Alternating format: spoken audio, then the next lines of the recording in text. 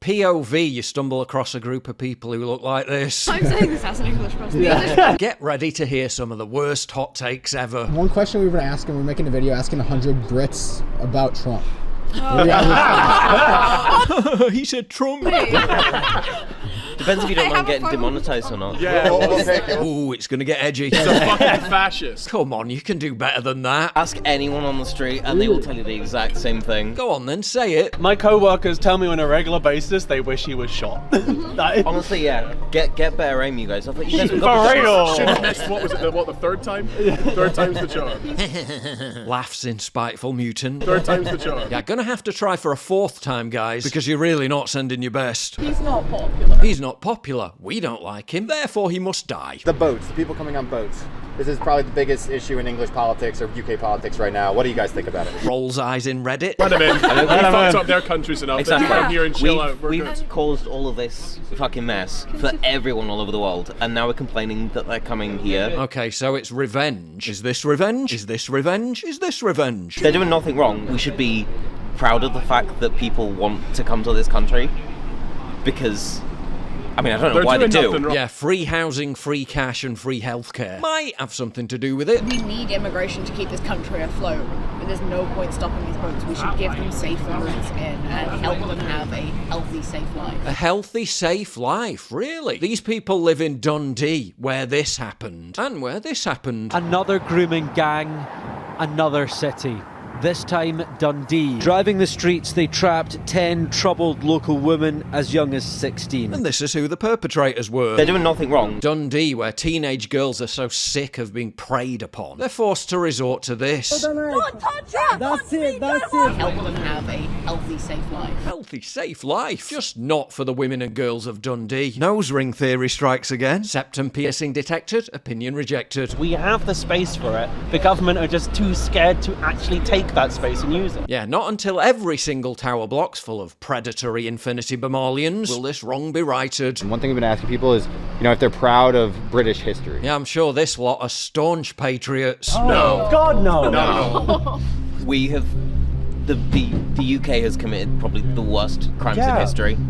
Yeah. Like on such a bigger scale and intensity than any other colonization that you could think of. Yes, it was really terrible how we, checks notes, ended slavery, gave India and Africa roads, railways, ports, democratic parliaments, property rights, legal rights, schools, universities, hospitals, medication, sanitation, irrigation. Yeah, we're so bad. You don't get taught it in England a lot, but like, we ruined so much of the world. They literally get taught that British identity is racist and that British colonisation is on a par with Nazi Germany. And to steal all of their food and ingredients, and we stole so many spices, and English food is shit. Literally. like, we didn't do anything with it. Like, it's awful. I know, right? Backwards England with its bland, boring food. They're literally eating fish and chips with peas. How would you say Scotland is different from England? Government keeps basically going like, fuck you to Scotland and stopping any of the more progressive laws they keep trying to pass and keeping them in a very right wing. Basically, if Scotland wants to do something good, England says no. Politically, Scotland is a lot more left-leaning in the best possible way. And what best possible progressive way would that be? Like a lot of the trans healthcare. Locking up parents for 7 years if they refuse to allow their kids to change gender, arresting people for using the wrong pronouns, and sterilising children. So progressive. Numerous studies have concluded that people with conservative beliefs are more physically attractive than leftists. Conservatives have a higher threat/disgust sensitivity, while leftists, shall we say, subpar attractiveness motivates their bitter ideology that the world is inherently unjust. The nose piercings, funny hairstyles and tattoos are also driven by this sense of spiteful resentment. Ladies and gentlemen, I present to you Exhibit A. And here's Exhibit B. If someone said to me that I had to spend a week on an island, but I had the choice of 2 islands, one of those islands would be filled with British white patriotic men. Whoa, wait a minute, love. Have you asked British white patriotic men if they want to spend a week on an island with you? Because you don't exactly look like the life and soul of the party. And one of those islands would be filled with Muslim men. An island filled with one white woman and a huge group of Muslim men. What could possibly go wrong? I can 100% say that I would feel safe and secure on the island with Muslim men. We're talking levels of pathological altruism never before recorded in human history. There's living under a rock, and then there's living under a literal mountain, to the point where Grok did a full-on psychiatric assessment of her. And talking of vacuous, brain-dead far-left opinions, last night saw one of them exposed in the most awkward way imaginable. Lady from the Green Party, you just stated that you've seen racial hatred in the country. Could you please specify where that hatred is coming from? Oh, like a deer in the headlights. Not quite sure what you mean. But He means, where's it coming from? It's not rocket science, is it? It's in the question. Well, she said there's racial hatred in the country, and I'd just like to know where she thinks it's coming from. She keeps pathetically looking over to the presenter for help. Shut him down, cut his mic, do something. I mean, I was talking about the fact that there is a rise in racially motivated crime, that kind of thing.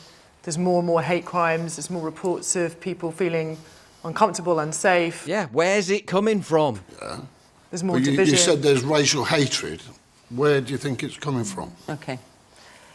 Another full-on cry for intervention. What are you getting at exactly? It's amazing how much leftist discourse is just them pretending not to understand things, thus making discourse impossible. Oh, where does she think this racial hatred is coming from? Prepare for the most absurd non sequitur you've ever heard. Well, I can actually say that where I think it's coming from, actually, is that we live in rip-off Britain and people are having a really, really tough time. They're struggling because their bills are going up, they're struggling because they can't afford their rents. I actually think this is the reality. They're struggling because food is now so expensive, it's eye-watering. What? This happening on a regular basis is the fault of food being too expensive. What that means is that there's then a tendency to find someone to blame. And I think that there have been narratives how everyone watching this is feeling right now. like the people propagating these narratives that will point the finger at certain communities to blame them when it is not the fault of those communities. Also need to really focus on community cohesion and living well together. Okay, let me... But you're not prepared to pinpoint where it's coming from. But there we go. When the elephant in the room is so patently obvious, you have to pretend you're deaf and blind simply to avoid addressing its presence.